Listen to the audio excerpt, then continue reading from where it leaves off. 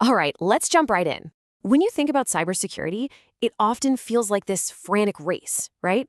Organizations are always just trying to keep up, trying to get one step ahead of the bad guys. But here's the thing.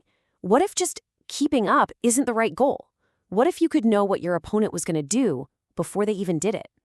That phrase just nails it. It's a relentless, high-stakes game of cat and mouse. And in a game like this, if you're only reacting after you've been hit, you've already lost. The real mission, the whole point, is to shift from that constant defensive crouch to a truly proactive position. So that brings up the big question. Is reacting already too late? Well, the entire field of cyber threat intelligence, or CTI for short, is basically built on the idea that the answer to that is a hard yes. CTI is all about taking raw, messy data about threats and turning it into actual finished intelligence you can use to make smarter, faster decisions. It's how you get ahead of the game. To even start, we have to be super clear on what a threat actually is. And it boils down to this incredibly powerful little formula. A real threat only exists when three things are present. An adversary has the capability to do something, the intent to do it to you, and the opportunity to pull it off. You take away any one of those pieces and the whole picture changes. Let's make this really concrete. Look at these two examples. On the left, you find a Windows Trojan on a Linux server. Now, is the file malicious? Absolutely. It has the capability, but a Linux server can't run it, so there's zero opportunity. It's something to clean up, for sure, but it's not an active threat to that machine. Or look at the right. Does the US have the capability to launch cyber attacks against Canada? Of course, but there's no intent. This simple formula is so critical for helping teams filter out the noise and focus on what actually matters. And trust me, you need that filter. Because look at the sheer scale we're dealing with. We're talking more than 17,000 new vulnerabilities, CVEs, popping up in a single year. There is no team on Earth that can patch or investigate every single one of them. It's just not possible. CTI's job is to tell you which of those 17,000 actually pose a real threat to you. Okay. So how do you generate this kind of intelligence? Well, it's not a one-time thing. You don't just write a report and call it a day. It's a living, breathing, continuous process. We call it the CTI lifecycle, and you can think of it as the engine that powers the whole operation. It all starts with setting your requirements, figuring out what questions you actually need answers to. Then you move through collection of raw data, analysis to turn that data into something useful, and dissemination to get that intelligence to the people who need it. But honestly, the most crucial part is that last step, feedback. Because when the people using the intelligence tell you what worked and what didn't, that feeds right back into the requirements for the next cycle. It makes the whole process smarter and more effective every single time it turns. Now, if you're going to fight a common enemy, all the defenders need to be speaking the same language. You can't have one team calling something an intrusion and another calling it a compromise and describing it in totally different ways. It would be chaos. That's where frameworks come in. They give us a shared vocabulary to talk about what the bad guys are doing. Let's look at three of the biggest ones. The easiest way to think about them is with these analogies. The cyber kill chain is like a timeline. It lays out the attack in a straight, linear path from start to finish. Then you've got MITRE ATT&CK. Think of that as the adversary's toolbox. It's this huge, comprehensive catalog of all the different tactics and techniques they could possibly use. And finally, the diamond model is like a relationship map, showing how the attacker, their tools, their infrastructure, and the victim are all connected. Each one gives you a totally different but incredibly valuable way to look at the same event.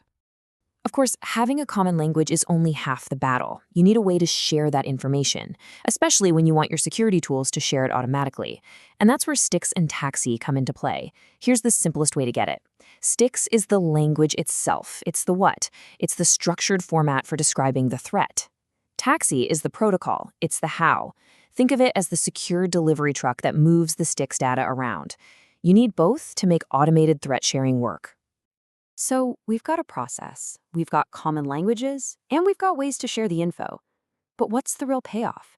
What's the ultimate strategic goal of all of this? It's about changing the entire game.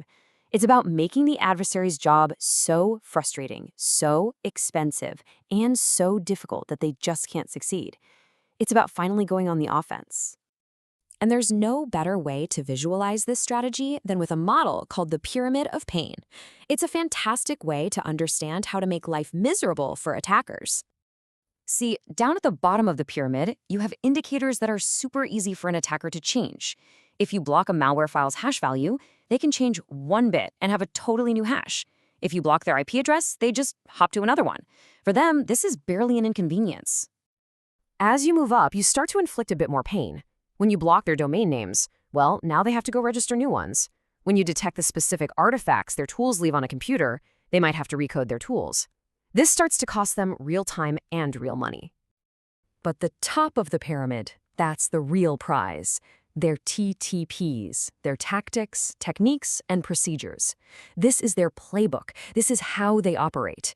When you can build defenses that detect their fundamental behavior, you force them to change everything. They have to go back to the drawing board. And that is maximum pain. So that becomes the mission for any mature CTI program. You want to live at the top of that pyramid. You shift your focus from just blocking simple things to detecting the core behaviors of your adversaries. The goal is to make it so painful for them to come after you that they're forced to either give up and go somewhere else or completely reinvent their entire operation just to try again. And this leads to this really high-level, fascinating strategic dilemma called intelligence gain/loss. Let's say you spot an attacker. You could block them right away. That's a tactical win. But you've also told them you see them. The other option is to watch them. You let them operate in a safe, contained environment. You take a calculated risk to gain a massive intelligence reward. You get to learn their entire playbook, their TTPs, so you can then build defenses that stop them everywhere. It's a tough, strategic call. Which brings us right to the edge of what's next. We've just established that the top of the pyramid, the TTPs, is the goal because it's so hard for an adversary to change. But what happens when that's no longer true? Attackers are starting to use AI to change their core playbooks, to evolve their TTPs faster than we've ever seen. So the question I want to leave you with is this. If the very top of the pyramid of pain starts shifting and changing like sand, how in the world are defenders supposed to keep up?